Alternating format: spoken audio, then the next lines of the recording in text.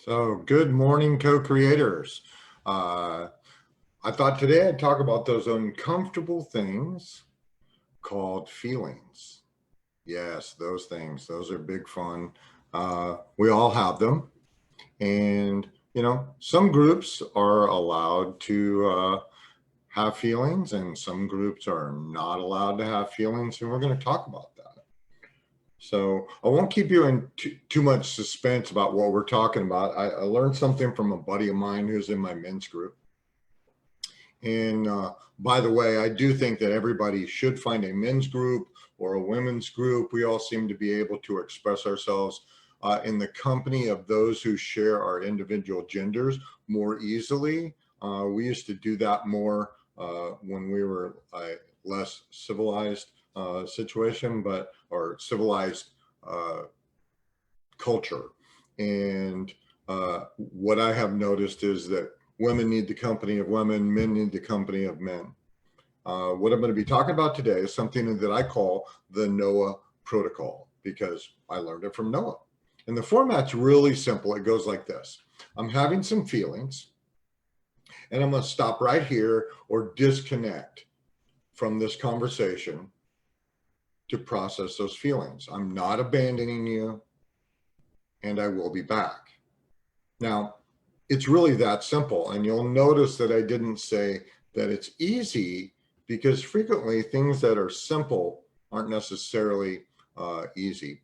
And, saying those words that I'm going to disconnect, or that I'm not abandoning you, that I'll be back, might sound strange the first time that you say that, and if you're talking to your partner or your child or someone at work, they might give you a really, really funny look. But if you practice this, you may have an opportunity to process some of those emotions that you generally would just put them away or ignore, going, oh yeah, I'll get back to this. But you may not ever get back to them because life occurs. And this can also cause a problem, like when you have a buildup of emotions, or your partner has a buildup of emotion, and they go, and all at once everybody's looking at them going, what just happened here? And I'd also like to talk about, those other two groups that I mentioned before. We have a group of female humans on this planet, and we have a group of male humans on this planet. And the rules that we have for accessing and displaying emotions can be vastly different. I always joke around in my office that I speak fluent female, but I'm not a native speaker. So if I'm going along and I do say something that is incorrect, please send me a message or an email and I'll correct it. But in my opinion, what I've observed from the female population is that they are allowed to feel and express their emotion in a wider variety of contexts than men, as long as they're the right emotions. Because after interviewing some of my female friends, I've discovered that it is not okay for women to be aggressive. It is not okay for women to be fearful. If you're aggressive, or if you're fierce, they call you a bitch. But what's interesting is if you're a man and you would display aggressive or fierce behavior, you might get a raise, you might get promoted. Okay. If you are a woman and you are, quote, too emotional, you could get chided or shamed for that, but you also might get rewarded for being like very, very empathetic. And if you're a man and you are too emotional, you might get called a wimp. It's a really interesting dichotomy about how we process emotions and how other people interpret those emotions. And I'm very certain that there's lots and lots of emotions that women are not allowed to display, due to their work environment, their home environment, or any other environment where others are creating and making the rules. And I think that the same thing is true for men.